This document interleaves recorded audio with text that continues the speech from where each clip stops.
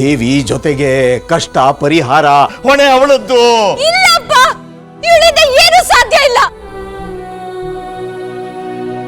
ಅವಳತ್ರ ಎಲ್ಲಾ ತರ ಕೇಳ್ಕೊಂಡಾಯ್ತು, ಬೇಡ್ಕೊಂಡಾಯ್ತು, ಆದ್ರೆ ನಿನ್ ತಾಯಿ ಮನ್ಸು ಕರಗ್ತಿಲ್ಲಪ್ಪ. ಇವಾಗ ನಾನ್ ಕೇಳ್ಬೇಕಾಗಿರೋದು ಒಂದೇ, ಯಾಕಿನ್ನು ನನ್ ಪ್ರಾಣನ ಉಳಿಸಿದ್ಯಾ ಅಂತ. ದುರ್ಗಾ! ಅಪ್ಪ, ನೀನ್ ಏನು ಹೇಳ್ಬೇಡ, ಕೇಳೋ ತಾಳ್ಮೆ ನನಗುಳ್ದಿಲ್ಲ. ಪುಟ್ ಮೇಡಮ್ ಉಳಿತಾಳೆ ಅಂದ್ರೆ ನಾನು ಏನ್ ಮಾಡೋದಕ್ಕೂ ಸಿದ್ಧ ಅಪ್ಪ. ನನ್ನ ಜೀವನದಲ್ಲಿ ನಾನು ಇಷ್ಟಪಟ್ಟಿರೋದ ಎಲ್ಲಾನು ಕಳ್ಕೊಂಡ್ಬಿಟ್ಟಿದ್ದೀನಿ. ನನ್ನವರು ಅನ್ನೋರು, ನಮ್ಮಮ್ಮ ನಮ್ಮಕ್ಕ ಎಲ್ಲರೂ ನನ್ನಿಂದ ದೂರ ಹೋಗಿದ್ದಾರೆ. ಇನ್ನೇನು ಉಳ್ದಿದೆ ಅಪ್ಪ ನನ್ ಕಳ್ಕೊಳ್ಳೋದಕ್ಕೆ. ಈಗ ಅಕ್ಕನ ಕುಟುಂಬ ನನ್ನ ಕುಟುಂಬ ಅಲ್ವಾ ಅಪ್ಪ?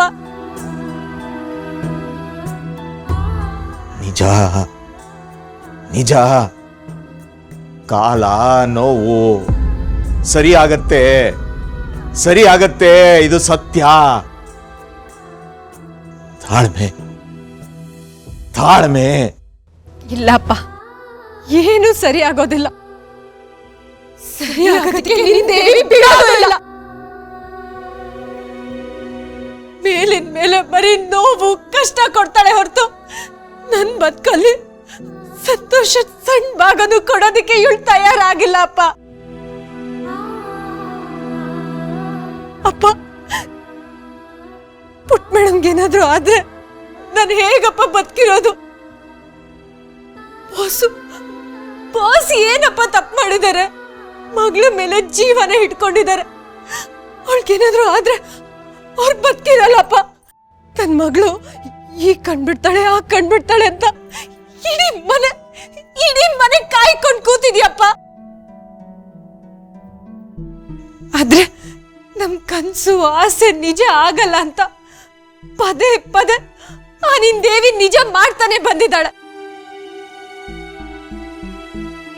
ಅಪ್ಪ, ನನ್ ಮದ್ವೆ ಆದ ಹೊಸದ್ರಲ್ಲಿ ಬಾಸ್ನ ನನ್ ಗಂಡ ಅಂತಾಗ್ಲಿ, ಪುಟ್ ಮೇಡಮ್ನ ನನ್ ಮಗಳು ಅಂತಾಗ್ಲಿ ಪೂರ್ತಿಯಾಗಿ ಒಪ್ಕೊಳಕ್ ಆಗ್ತಿರ್ಲಿಲ್ಲ ಅಪ್ಪ.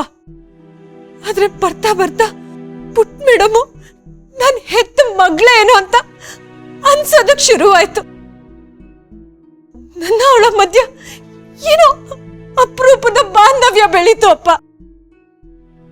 ಯಾವಾಗ ಅಂಬಿಕಾ ನನ್ ಸ್ವಂತ ಅಕ್ಕ ಅಂತ ಗೊತ್ತಾಯ್ತೋ ಆಗ ನನ್ ಮನ್ಸು ಪುಟ್ ಮೇಡಮು ನನ್ ಮಗಳು ಅಂತ ಪೂರ್ತಿಯಾಗಿ ಒಪ್ಕೊಳ್ತು ಅಪ್ಪ. ತಾಯಿನ ಕಳ್ಕೊಂಡು ಆ ಪುಟ್ಟ ಮಗು ಎಷ್ಟು ನೋವು ಅನುಭವಿಸ್ತಾ ಇತ್ತು ಅಂತ ಆ ಕಲ್ ಮನ್ಸಿನೊಳಗೆ ಹೇಗಪ್ಪ ಗೊತ್ತಾಗುತ್ತೆ?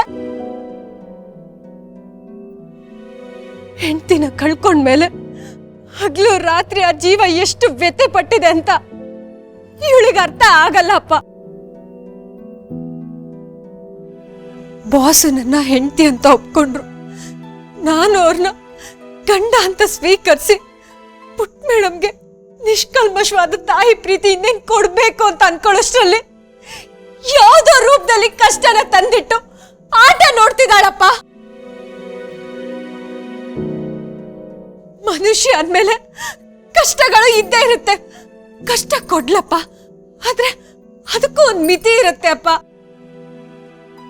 ಒಂದ್ ಕಷ್ಟ ಮುಗೀತು ಅಂತ ಅನ್ಕೊಳ್ಳೋಷ್ಟ್ರಲ್ಲಿ ಮತ್ತೊಂದ್ ಕಷ್ಟ ತಂದಿಟ್ರೆ ಹೇಗಪ್ಪ ಸುಮ್ನೆ ಇರೋದು? ಇಲ್ಲ, ನನ್ನಿಂದ ಇನ್ನಿದನ್ನೆಲ್ಲ ನೋಡ್ಕೊಂಡು ಸುಮ್ನಿರೋದಕ್ಕಾಗಲ್ಲ ಅಪ್ಪ. ಪುಟ್ ಮೇಡಮ್ ಸರಿ ಹೋಗ್ತಾಳೆ ಅಂದ್ರೆ ಬೇಕಾದ್ರೆ ನನ್ನನ್ನೇ ಬಲಿ ತಗೊಳ್ಳಿ.